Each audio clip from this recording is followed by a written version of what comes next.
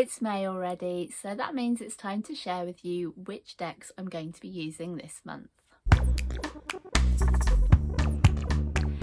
So if you're using particular decks this month, do comment below and let us know what are your choices. I don't know about you, but my garden has definitely gone into full swing mode. Everything is looking very green, very lush, and it's probably to do with the fact that we've had quite a lot of sunshine here in the UK.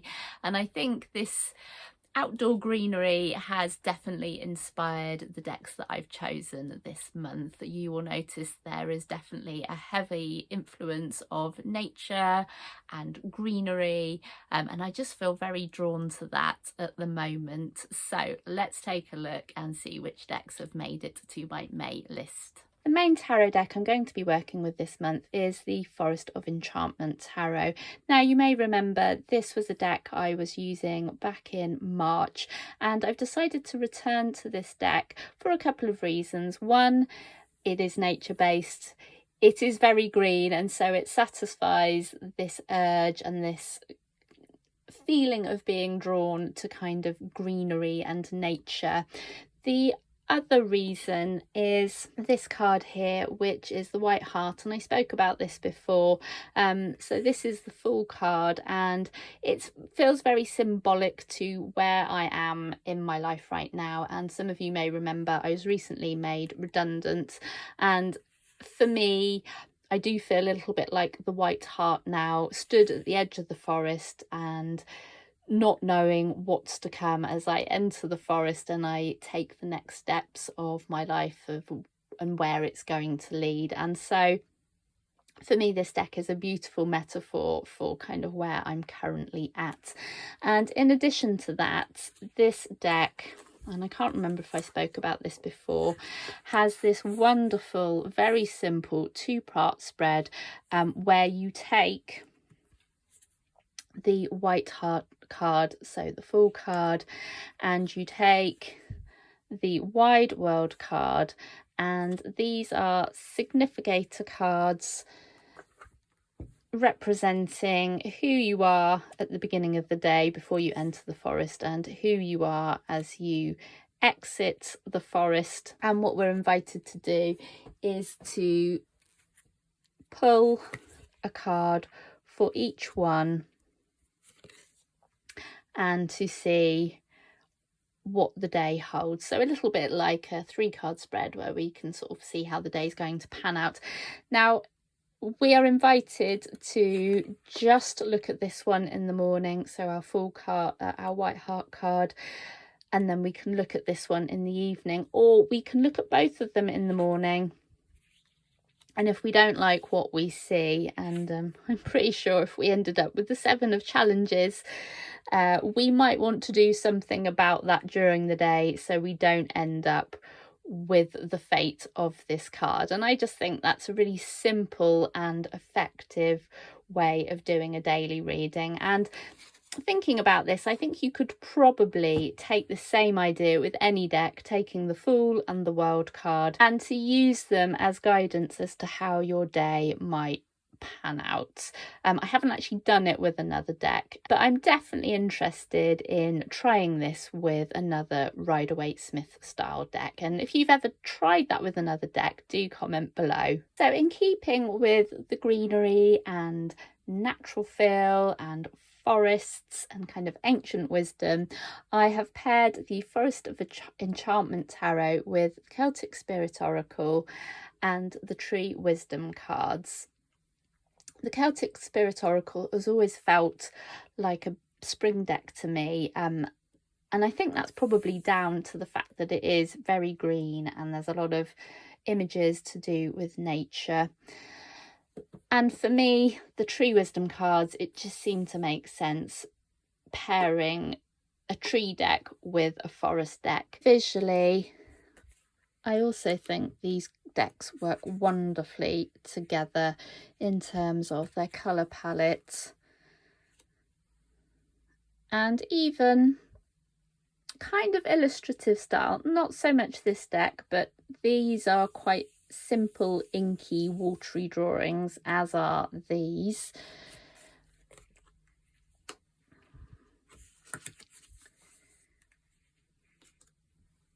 Obviously some work slightly better than others, so possibly not the Tower card here, which is called the Folly, but then we have the reds and the greens coming through on most of these cards.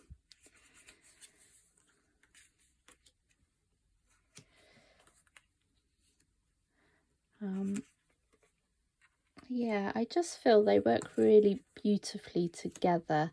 So if you're in need of a nature hit and you have one or all of these decks, I would definitely consider giving these guys a go. But let me know what you think. Do you think these decks are a good match for each other?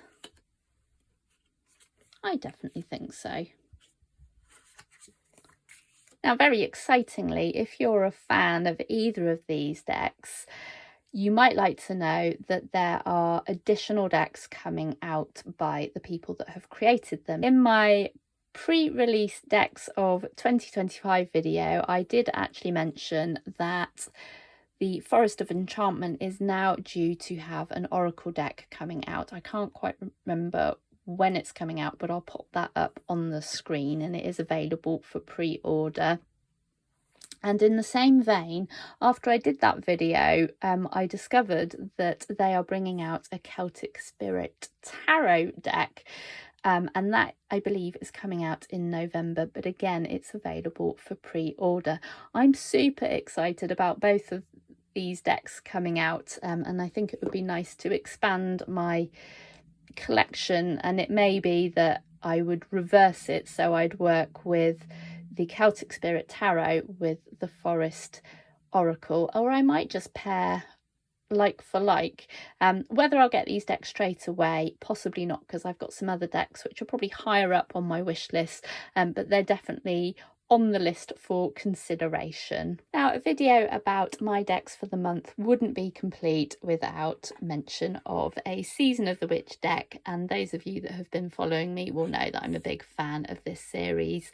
And of course, now we're in May means we are in the season of Beltane, so I have got my Beltane Oracle out, and I have paired it with the Urban Crow Oracle, and I'll explain why I've gone with that one. So at the start of the month, I actually decided to try the Beltane cross spread. Obviously, this has been inspired by the classic Celtic cross spread, but it's been adapted to suit the energies of Beltane. Now, I'm not going to lie, there were some challenging aspects that arose out of doing that, but then of course that's why we do this, to flag up any areas in our life that maybe need a bit more attention or thought. After doing that spread, I did do a pull based on kind of like a spiritual counsel, if you like, and I have spoken about this in a previous video and the decks that I've been using. One of the spiritual counsel guides that came up was the Raven. Now, this came from the Divine Animals Oracle by Stacey DeMarco. Now, the key word for the Raven here is news, and so if you think about Odin, the All-Father, traditional Norse god, his familiars, if you like, were the ravens. He had two, Hunnin and Munnin, who went out and collected information on his behalf. For me, I think because I've got some decisions coming up, perhaps this card is telling me that I just need to be a bit more savvy and collect as much information as I can before making any drastic decisions about maybe the next steps that I want to take. For me, it made sense to pick up my Urban Crow Oracle, and as I was considering doing this, I did actually realise that it would probably work quite well with the Beltane deck anyway. I mean, look at how well the colours match on the backs of these cards, these kind of off yellows. We've got blacks and greys, which ultimately does seem a bit of a contrast to all the luscious greens and growth that I was talking about in the earlier decks and the sort of colours that we typically associate with May, but I think sometimes we need to have a bit of a contrast.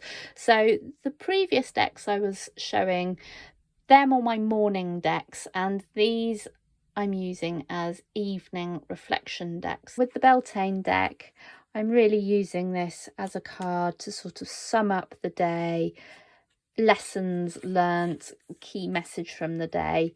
But with the Crow deck, it's similar but a slight nuance difference, and I'm using this for kind of news on the horizon. So even though the day has passed, what kind of news or messages do I need to be kind of channeling and being aware of?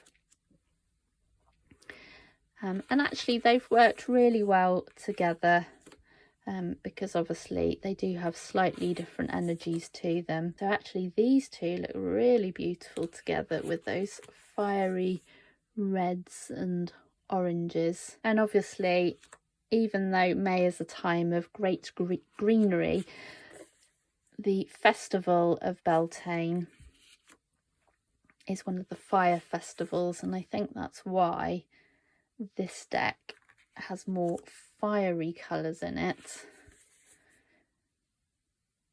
than kind of the greens that maybe one would expect. Although here we go, I've got the green man here just to prove me wrong whilst I'm talking about this on camera. Now the decks that I've just mentioned are going to be daily decks that I'm going to use. So I've got my morning set and my evening set, but these are other decks that I'm feeling quite drawn to this month, and probably decks that I will use maybe a couple of times throughout the month, possibly at the weekend. I'll start with the Celtic Goddess deck.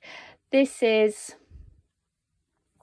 I don't know, maybe it's the fact that it's green, and I've felt this calling towards green things this month. I'm also feeling quite drawn to maybe doing a little bit of goddess work, and I've just discovered Amethyst Ascension Tarot is hosting a Divine Feminine workshop all throughout the month of May, and that's complete with a digital downloadable workbook and some tarot spread ideas.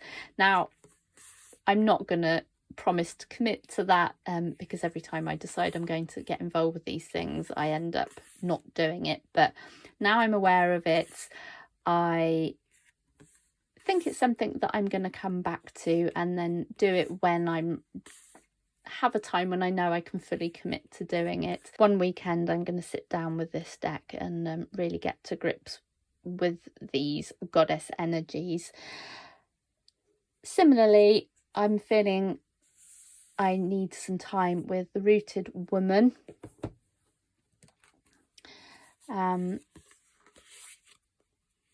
Really, because this is a great deck for just checking in to find out kind of what stage you're at. So I have spoken about this deck before. So this is an oracle deck with a difference.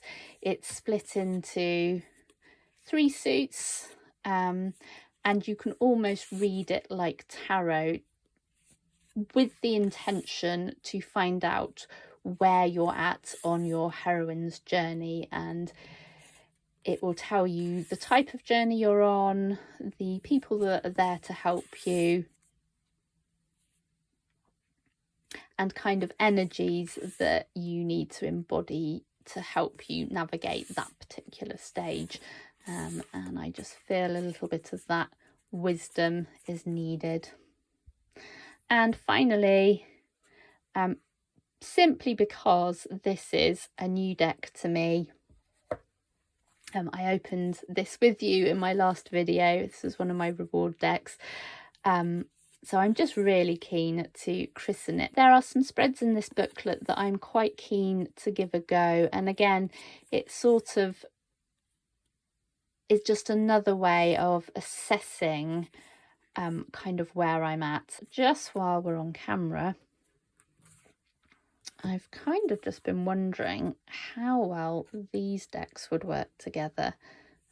because they have similar kind of muted colours. I mean, yeah, I think these are going to be an interesting contrast between kind of more Western, specifically European traditions with kind of non-Western healing kind of medicine and maybe more shamanic style healing. So I don't know, what do you think? I would definitely intrigued to see how these might work together, and if I do use them together I will let you know. As always, thank you so much for joining me today and hanging out to see which decks I'm using this month during May, and if you haven't already commented below, please do share which decks you're using. I do love to know what other people like to use. If you have found this video useful today and fancy giving it a cheeky like because perhaps it's inspired some deck combinations which you'd like to try, then that's always appreciated. And of course you can subscribe to this channel for more tarot and oracle card related content. I'm Sally and this is my channel Vaudeville Manor House of Art and Tarot, and until next time, here are a few more videos that you can watch in the meantime. Bye bye.